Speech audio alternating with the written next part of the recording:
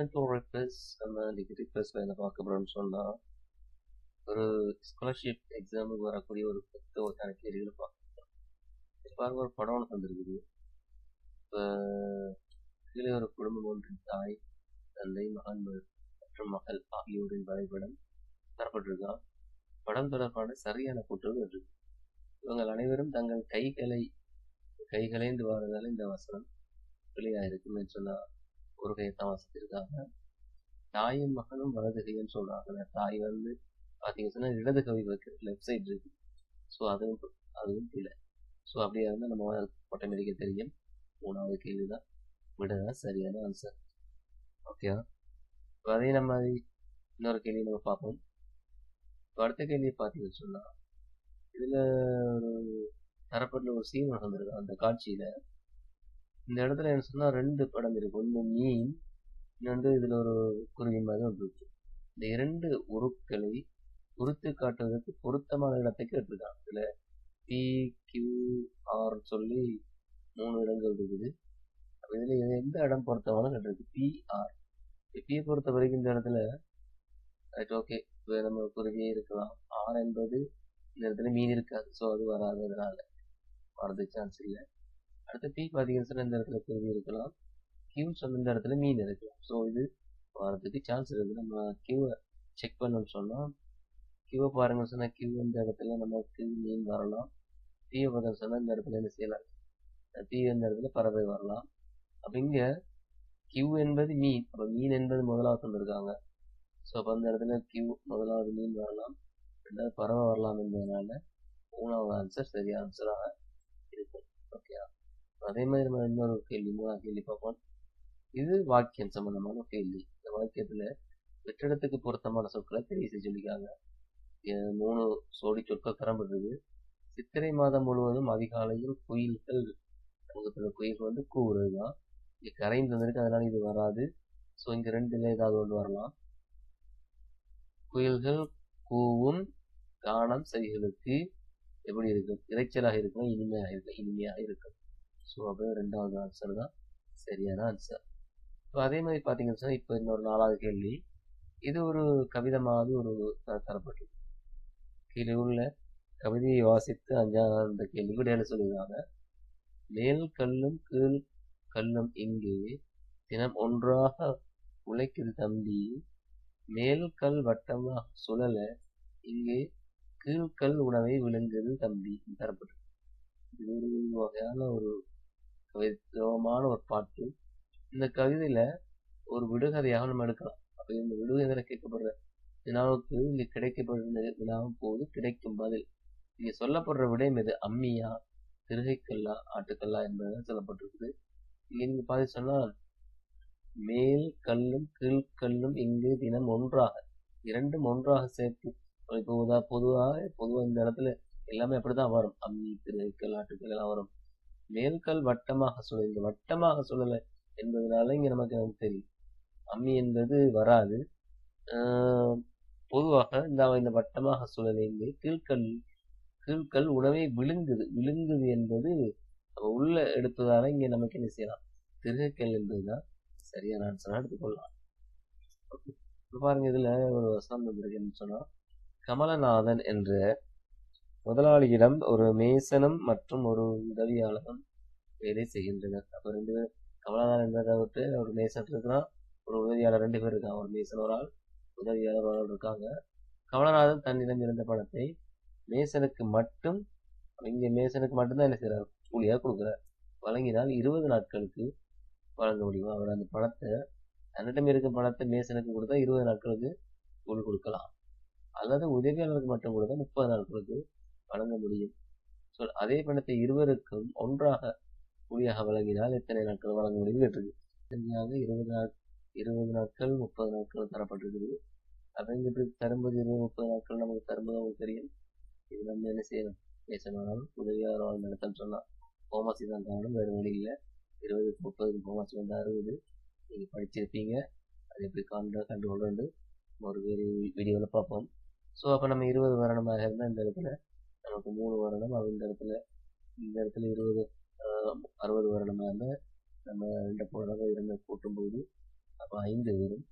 அப்போ சொல்லுங்க 5 5 கீழ் 60 வருது. அப்போ 60 வரதால் நம்ம என்ன செய்யலாம், இந்த 5 60ஆல் பிரிக்கும்போது 12 வரும். ஸோ அப்போ இங்கே 12 நாட்கள் என்பது சரியான ஆன்சராக இருக்கும். இதை நீங்கள் பார்த்தீங்கன்னு சொன்னால் இதை நான் பார்க்கலாம், இப்படி ஒரு இடத்துல வரும், இந்த மாதிரி நேரத்தில் பார்த்தீங்கன்னு சொன்னால் 12 நாட்கள் வரும். இதுதான் சரியான ஆன்சர். ஓகேயா? இப்போ நம்ம அடுத்து அதே மாதிரி இன்னொரு கேள்வி வந்திருக்கு பாருங்க. இந்த கேள்வி பார்த்தோன்னு சொன்னால், விளையாட்டு போட்டி ஒன்றினை பார்வையிடுவதற்கு உள்ளக மைதானம் ஒன்றில் உள்நுழைவதற்கு 12 நுழைவாய்கள் இருக்கு. உள்ள வர்றதுக்கு 12 வாசல் இருக்கு. அங்கிருந்து வெளியேறுவதற்கு 5 நுழைவாய்கள் அமைக்கப்பட்டுள்ளன. எனின் ஒரு ரசிகர் எத்தனை வெவ்வேறான வழிகளை பயன்படுத்தி உள்நுழைந்து வெளியே செல்ல முடியும்? இங்க உள்நுழையலாம் வெளிநுழையலாம் ரெண்டு விஷயம் கேட்கப்படுகிறதால உங்களுக்கு ஈஸியானவரை விட இரண்டையும் நீங்க என்ன செய்யலாம், 12ஐயும் 5ஐ நீங்க பெருக்கினால் அதனுடைய ஆன்சர் வரும். இப்ப பார்ப்போம் முடியுது. ஓகே, இப்ப பார்த்தோம்னு சொன்னா இந்த சொல்லப்பட்ட 12 5ஐயும் நம்ம பெருக்கும்போது 60 வரும். ஸோ 60 உள்நிலைந்து வெளியே செல்லக்கூடிய வழியோடு எண்ணிக்கை விட 60ஆக இருக்கும். ஸோ 60 என்பதுதான் சரியான ஆன்சர். ஸோ நம்ம படத்தை கேள்வி பார்ப்போம். இது என்ற ஒரு பிள்ளை தரப்பட்டது. அந்த பிள்ளை பிறக்கும் போது அவளின் தந்தைக்கு வயது 27. பிறக்கும் போது 27 வயசு தந்தைக்கு. பண்ணீங்க தந்தை அவளை விட பெண் பிள்ளையாக இருக்கும். அவளை விட 3 வயது இளையவளான அவளின் சகோதரிய தாய்க்கு 29 வயசு சொல்றாங்க. இப்ப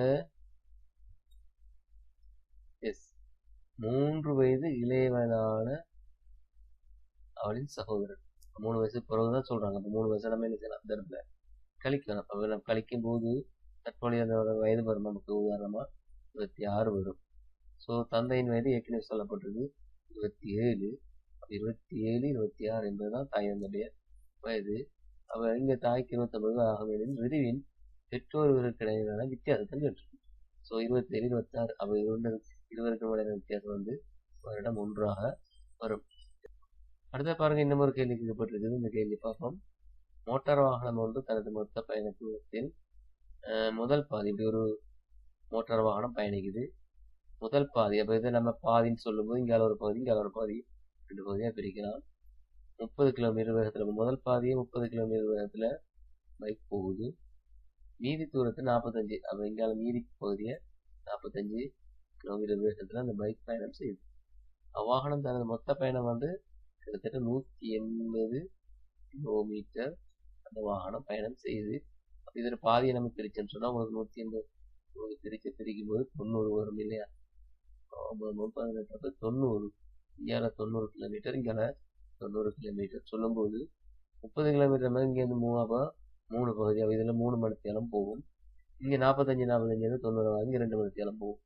மொத்தமா இருக்கிறது 3 மணித்தியாலம் 2 மணித்தியாலம். இப்போ மொத்த மணித்தியாலத்துக்குள்ளா 5 மணித்தியாலங்கள் வரும். 5 மணித்தியாலங்கள் மேலதான் சரியான ஆன்சராக இருக்கும். நீங்க பாத்தீங்கன்னு சொன்னா இவங்க பார்க்கலாம் இல்லையா? 3 மணியும் 2 மணியும் கூட்டும் போது சரியான ஆன்சர் 5 மணித்தியாலம் வருது. Right, okay. அடுத்த நம்ம கேள்வியை பார்ப்போம். இந்த கேள்வியை பார்த்தோம்னு சொன்னா வரிசை ஒன்றில், இப்ப வரிசை சொல்லும் போது இப்படி தெரியும், இது வரிசை ஒன்றுக்கு இது சங்கரன் 4வது இடத்தில் இருக்கான். இதை நம்ம உதாரணம் இங்கேருந்து பார்த்தோம்னு சொன்னா 1 2 3 4 4வது இடத்துல சங்கரன் இருக்கிறார். இடத்திலும் பின்னாளிலும் இந்த பகுதியிலிருந்து பின்னிக்கிருந்து பின்னாலிருந்து 7வது இடத்தில். அப்ப நம்ம இங்க பின்னிக்கிறது பார்க்கும்போது அது 4வது சொன்னா அப்ப இந்த 7வது இடத்துல இந்த வரிசை மாற்றம் சொல்லுவோம்.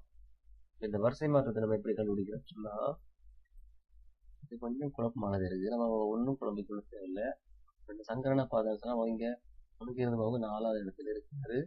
இங்க சொல்லப்படுறது 2வது இடம் மாறும்போது 15வது இடத்துக்கு வர. ஸோ 15வது இடத்துக்கு வரதால இப்போ பின்னாடி இந்த பக்கம் 15வது இடத்துக்கு வர, திரும்ப 3 பார்த்தா 4வது இடத்துல இருக்கார். ஸோ நம்ம இதை கழிச்சு விட்டோம்னா ஒரு நகர்ந்த இடங்கள் வரும். 11 15 11 இடங்கள் நகர்ந்து இருப்பார்.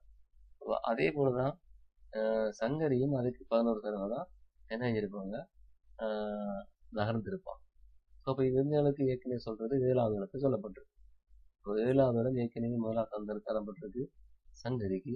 அவன் நகர்ந்த இடம் வந்து இப்போ இவர் 11 நகர்ந்திருந்தா இவரும் 11 தான் நடந்திருப்பார். நான் மொத்த நகர்ந்த இடங்களை பார்க்கும்போது இதோட 11 கூட்டும்போது 18. ஸோ நகர்ந்த மொத்த இடங்கள் என்னங்கள் அவன் இடம் 18வது இடம் என்பதுதான் சரியான விடை. கொஞ்சம் குழப்பமானது, கொஞ்சம் நீங்கள் நல்லா யோசிச்சு பார்த்தீங்கன்னா என்னுடைய ஆன்சரை ஈஸியாக கண்டுகொள்ளலாம். ஸோ அடுத்த கேள்வி பார்த்தீங்கன்னா, வருடம் ஒன்றில் மார்ச் மாதம் 15ஆம் தேதி ஆகும்போது அவரிடத்தின் நீங்கள் இப்போ மொத்த நாட்கள் வந்து இப்போ 75 நாட்கள் தந்துருக்காங்க. எப்பயிலேருந்து தந்திருக்காங்க சொன்னால் வருடம் ஒன்றில் மார்ச் மாதம் 15ஆம் தேதி. மார்ச், அப்புறம் ஜனவரி, பிப்ரவரி, மார்ச். இந்த இடத்துல மார்ச் வந்து 15ஆம் தேதி தரப்பட்டிருக்குது. அப்படியே தான் உங்களுக்கு தெரியும், ஜனவரியில் 31 நாள் இருக்குது. பிப்ரவரியில் எத்தனை நாள்? 28, 29. இந்த ஒரு டவுட் வரும். நம்ம 28 போடுவோம். போட்டோமே இதை கூட்டணும்னு சொன்னால் உங்களுக்கு தெரியும் 59 நாட்கள் கிடைக்கும். 59 நாட்களோட நம்ம 15 நாட்களை கூட்டும்போது இந்த இடத்துல 4 நாட்கள், அப்போ 6 7 நாட்கள், 70 நாட்கள் வருது. 74 நாட்கள் வருது. இங்கே தரப்பட்டது வந்து 75 நாட்கள். அப்படியா இருந்தால் பிப்ரவரி என்பது இங்கே 29ஆக தான் வரப்போகுது. அப்போ அதன்படி தொடர்பாக கூறக்கூடிய கூற்றாக அமைவது அவரும் ஒரு நெட்டாண்டு. பிப்ரவரி 29 வந்தால் உங்களுக்கு தெரியும் அது நெட்டாண்டு என்பது அந்த கூற்று சரியாக இருக்கு. அவரிடம் சாதாரண வருடம் அல்ல, நெட்டாண்டாக இருக்கா இருந்தால் சாதாரண வருடமாக இருக்காது. உறுதியாக தீர்மானம் எடுக்க முடியாதுன்னு சொல்லல, அது எடுக்கலாம். ஸோ அப்போ முதலாவது ஆன்சர் தான் சரியான answer. Okay, right, okay. So இதுவரைக்கும் நம்ம 10 கேள்விகள் பார்த்துருக்கோம். கொஞ்சம் சிந்திக்கக்கூடிய கேள்விகளாக இருக்கும். நல்லா கொஞ்சம் யோசிச்சு பார்த்தீங்கன்னா உங்களுடைய ஆன்சர் ஈஸியாக கண்டுகொள்ளலாம். உங்களுக்கு பிடிச்சிருந்தா லைக் பண்ணுங்கள், ஷேர் பண்ணுங்கள். தேங்க்யூ. அடுத்த வீடியோவில் சந்திப்போம்.